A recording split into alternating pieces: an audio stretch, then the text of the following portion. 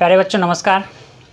आज के next question solution कराने जा रहे हैं, जिसमें 11 के बी तक सोल्यूशन 11 नंबर क्वेश्चन तक सोल्यूशन करा चुके हैं। लेकिन इसमें क्या हुआ था कि क्वेश्चन नंबर 9 बाय मिस्टेक छूट गया था, जिसको सोल्यूशन पहले करवा देते हैं।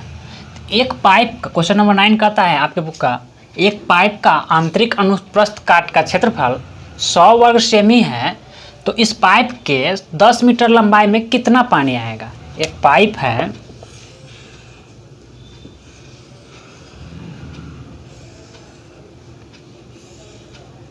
बेलनाकार पाइप है, पाइप बेलनाकार ही होगा। आंतरिक अनुप्रस्थ काट का क्षेत्रफल, मतलब ये जो आंतरिक अनुप्रस्थ काट जो देख रहे हैं, एक भाग इसका जो वृत्ताकार भाग देख रहे हैं, इसका क्षेत्रफल जो है 100 वर्ग सेमी है। और इसका लेंथ कितना है, लंबाई 10 मीटर है। तो 10 मीटर है तो इसको सेंटीमीटर में कन्वर्ट कर लीजिए, क्योंकि ये भाग क्या है, सेमी में है, वो वर्ग सेमी में है। तो इस मीटर को सेंटीमीटर में कन्वर्ट कीजिए तो क्या होगा, 100 से गुना कर दीजिए तो 1000 सेमी हो जाएगा। ओके, तो हल लिखिएगा, हल तो लिखा हुआ, पाइप के अनुप्रस्थ काट का क्षेत्रफल क्या है, 100 वर्ग सेमी, या पाइप के आधार का क्षेत्रफल, वृत्ताकार आधार का क्षेत्रफल। पाइप के अनुप्रस्थ आंतरिक है, आंतरिक अनुप्रस्थ काट का क्षेत्रफल 100 सेमी स्क्वायर।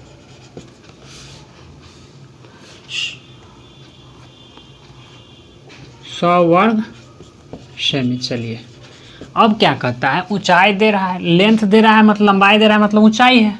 लंबाई पाइप का होगा वही क्या होगा, ऊंचाई होगा। तो ऊंचाई कितना हो जाएगा, 10 मीटर, अर्थात 10 को मीटर को जब सेंटीमीटर में कन्वर्ट कीजिए तो कितना से गुना, 100 से गुना कीजिए 1000 सेमी, ताकि दोनों सेमी में हो गया, हमें मात्रा निकालने में। क्या अब देखते हैं कि तो पाइप का एक काट भाग, एक जो वृत्ताकार है तो उसका एक टुकड़े का आंतरिक क्षेत्रफल दे रहा है। एक वृत्ताकार भाग का पाइप है जिसका एक ठो भाग का एक का आंतरिक अनुप्रस्थ काट, एक काट जो कीजिएगा उसका क्षेत्रफल होगा, तो वो वृत्त होगा। वृत्त का क्षेत्रफल क्या होता है, पाई आर स्क्वायर। और ऊंचाई हमें क्या ज्ञात करना है, पानी हटेगा, पानी आएगा, किस चीज़ में पानी आता है, पानी तो आयतन में हटेगा, ठीक है, इसलिए हमें आयतन निकालना होगा। तो आयतन निकालने के लिए क्या जानते हैं आप, बेलन के आयतन इक्वल टू क्या होता है, pi r square h. Pi r square क्या है, वृत्त का क्षेत्रफल या अनुप्रस्थ काट का क्षेत्रफल गुना एच, अनुप्रस्थ काट का क्षेत्रफल और एच। तो हमें अनुप्रस्थ काट का क्षेत्रफल पता है और ऊंचाई पता है, तो फिर हम त्रिज्या क्यों इसका निकाले, नहीं निकालते हैं। ओके, तो पाइप का आयतन equal to pi r square h, pi r square गुने एच, मतलब अनुप्रस्थ काट का क्षेत्रफल क्या है 100, पाई आर स्क्वायर क्या है 100, यही ना मेरा पाई आर स्क्वायर है जो 100 के बराबर है। तो 100 गुना एच, एच का वैल्यू कितना है 1000, 1000 सेंटीमीटर और 1000 एस, 1000 क्या चीज़ में है, वर्ग सेमी में, 100 सेमी स्क्वायर है और ये सेंटीमीटर है। तो 1000 पे 1,00,000 सेमी स्क्वायर हो जाए, सेमी स्क्वायर और सेमी, तो सेमी क्यूब मतलब घन सेमी हो जाएगा।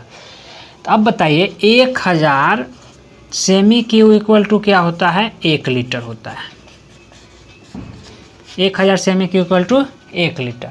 हमें क्या करें, कितना पानी आएगा, तो पानी लीटर में ना हटेगा, ठीक है, तो इसलिए 1000 सेमी क्यूब इक्वल टू होता है 1 लीटर। तो 1 cm cube equal to 1/1000 litre. तो कितना सेमी क्यूब है, 1,00,000 सेमी क्यूब इक्वल टू 1/1000 गुना 1,00,000।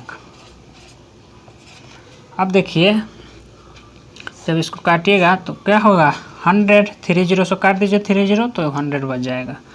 मतलब 100 लीटर पानी अटेगा। कितना पानी अटेगा?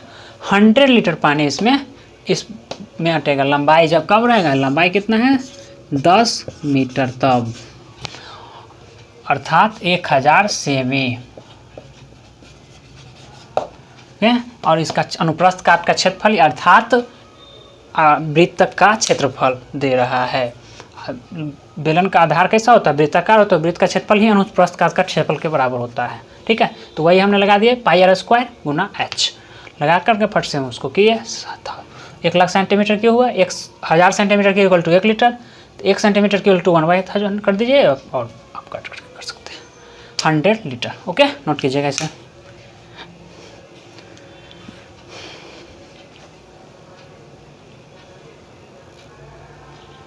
क्वेश्चन नंबर 12 कहता है एक गोल खंभे का वक्रतल 1320 वर्ग डेसीमीटर है।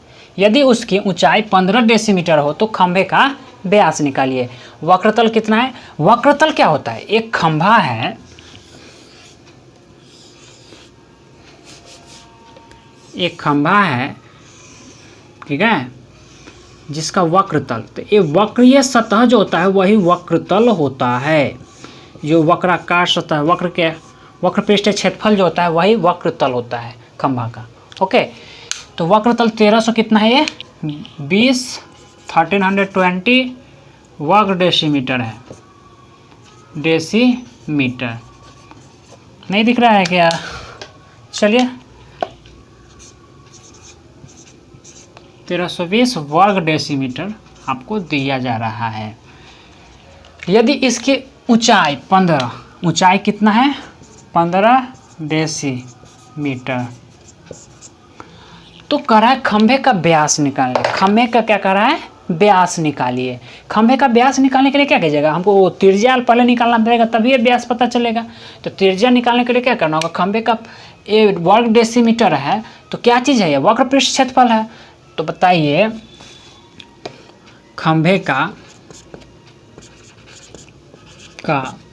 वक्र तल का क्षेत्रफल इक्वल टू 2πr/h फार्मूला लगा दे। बोलिए, या अगर 2πr/h नहीं समझ में आता है तो 1320 तो समझ में आ रहा है दिया हुआ है अभी साफ साफ। अब देखिए कि फार्मूला यहाँ पर लगा दीजिए। वक्रतल क्या है? तो 2πr/h के बराबर है, वक्र पृष्ठ क्षेत्रफल के बराबर है, इक्वल टू 1320। आपको यहाँ ऊंचाई लिख दीजिए। ऊंचाई कितना दे रहा है? 15 डेसीमीटर। कितना दे रहे हैं बाबू? ऊंचाई 15 डेसीमीटर। ओके, तो अब देखिए कि 2 गुना पाई का वैल्यू क्या होता है? 22/7। आर का वैल्यू पता तो नहीं, ऊंचाई पता है 15, सब वर्ग डेसीमीटर में है, तो क्षेत्रफल वर्ग डेसीमीटर में होता ही है, और ऊंचाई जो है आपका डेसीमीटर में है, तो हमें कोई दिक्कत नहीं। लेंथ मेजर करने की तरीका ठीक है। 1320। अब देखिए आर 1320, तो आर इक्वल टू क्या हो जाएगा?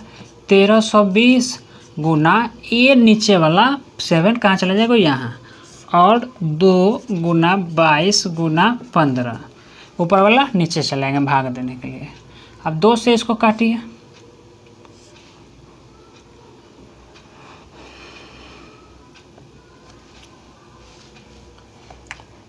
दो छक 12, 60, 22 तिया 66, 30, और 15 दूना 30, 7 दूना 14।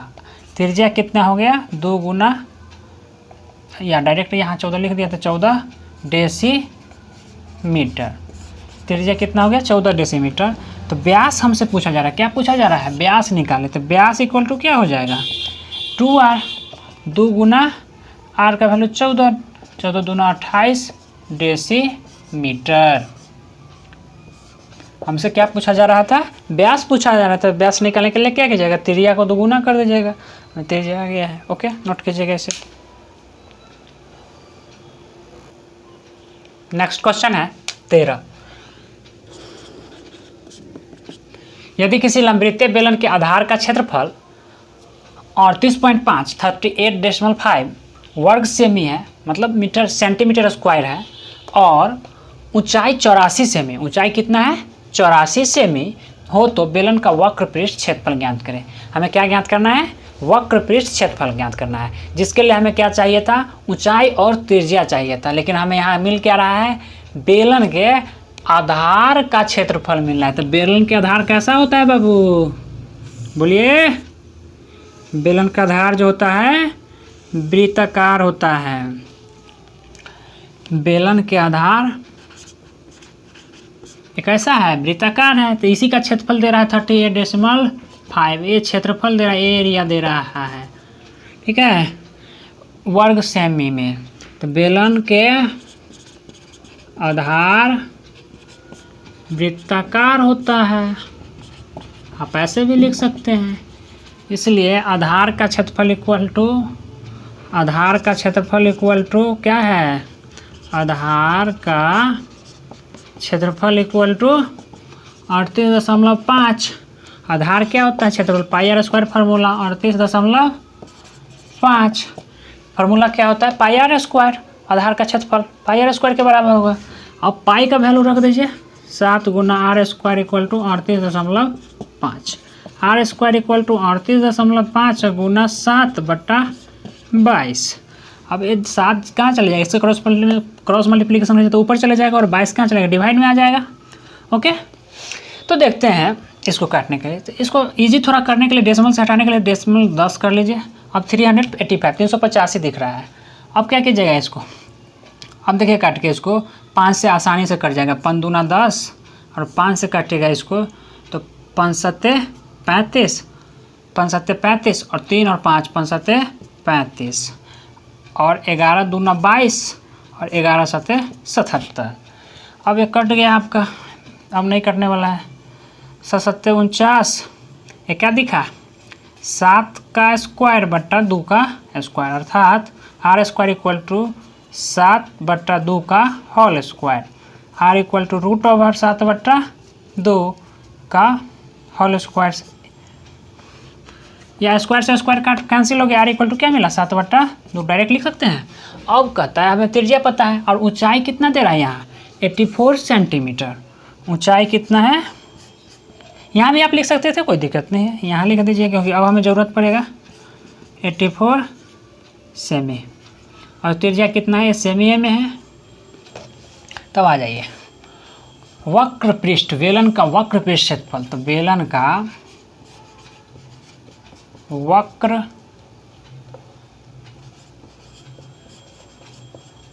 पृष्ठ क्षेत्रफल इक्वल टू 2πr/h।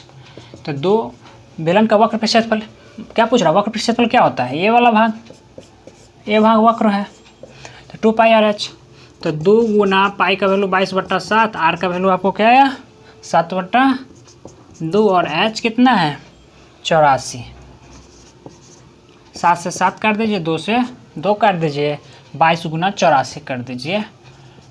84, 22 और 84 को गुना कीजिएगा। 84 को 22 से जब गुना कीजिएगा तो 2 चौक 8, 2 8 16, 814, 6 1 7, 1 8 और 1 1848। 1848 सेंटीमीटर स्क्वायर या वर्ग सेंटीमीटर हिंदी में लिख सकते हैं। ओके, यही है आपका आंसर। नोट कीजिएगा इसे।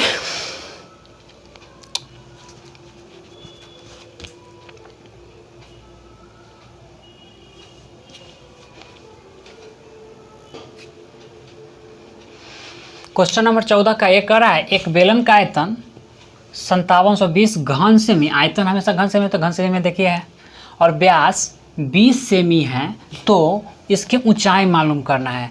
आयतन हमें पता है और व्यास पता है, तो हम व्यास से त्रिज्या ज्ञात कर सकते हैं, ओके, और आयतन से ऊंचाई ज्ञात कर सकते हैं। तो पहले हम लिखते हैं हल और लिखेंगे क्या? व्यास इक्वल टू 20 सेमी। व्यास कितना है? 20 सेमी। तो त्रिज्या क्या हो जाएगा? त्रिज्या इक्वल टू जो आर से सूचित करते हैं, जैसे आप क्या होगा? d/2 मतलब व्यास का आधा, व्यास बट्टा 2 अर्थात 20/2 काट दीजिए 10 सेमी। त्रिज्या कितना हो गया? 10 सेमी। ओके, अब कहता है आयतन। तो बेलन का आयतन इक्वल टू क्या होता है? कितना दे रहा है? बेलन के का है बेलन का आयतन 5720 घन सेमी में है, तो सेमी समझ रहे हैं हम, लास्ट में लिखेंगे। अब है बेलन का आयतन क्या होता है, pi r square h equal to 5720। Pi का वैल्यू पुट कीजिए, आर स्क्वायर का वैल्यू पुट कीजिए, आर का वैल्यू क्या है 10 गुना 10, आर स्क्वायर 10 का स्क्वायर 10 गुना 10, और एच पता नहीं, एच ही तो पता करना है, एच मालूम करना है। क्या पता करना है, ऊंचाई मालूम कीजिए, एच फॉर ऊंचाई। तो 5720 एच इक्वल टू क्या हो जाएगा 5720 गुना 7/22 गुना 10 गुना 10। इसको काटना होगा, ठीक है। अब देखिए इसको काटिए, तो एक जीरो से तो काटिएगा तो 572 हो जाएगा आसानी से। क्या ये 22 से कटेगा, 22 दूना 44, 6 50, 7 6 13,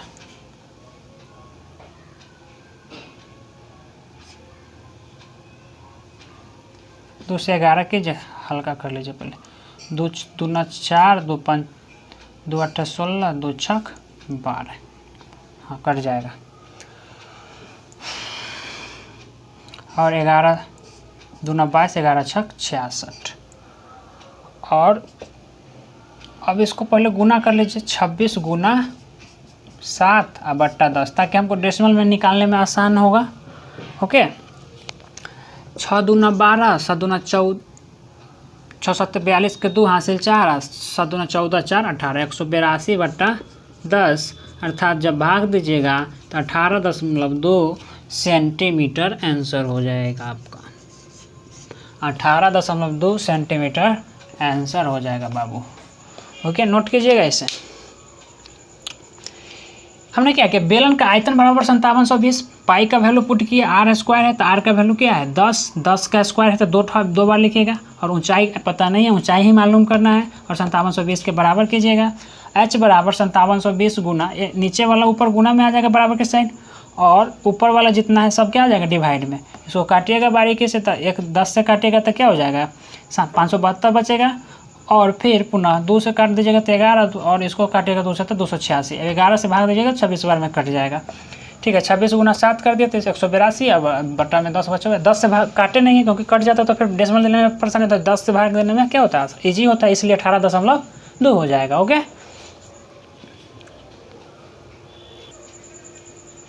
14 का भी क्वेश्चन कहता है एक सम्मेलन का आयतन मिल रहा है कितना 5544 सेमी, और उसकी ऊंचाई 16 सेमी है, तो बेलन की त्रिज्या निकालें। तो हमें ऊंचाई पता है और आयतन पता है, तो आयतन का फार्मूला लगाइएगा और आपका त्रिज्या आसानी से आ जाएगा। तो सम्मेलन का आयतन, पहले त्रिज्या ऊंचाई लिख लीजिए। ऊंचाई क्या है, 16 सेमी, और बेलन का आयतन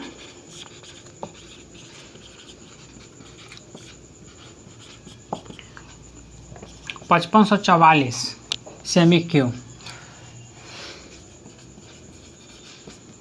है। आयतन कितना है, pi r square H formula हो जाएगा, आप 5544 लगा दीजिए। 22/7, आर का वैल्यू कितना है नहीं पता, आर स्क्वायर और एच 16 इक्वल टू 5544।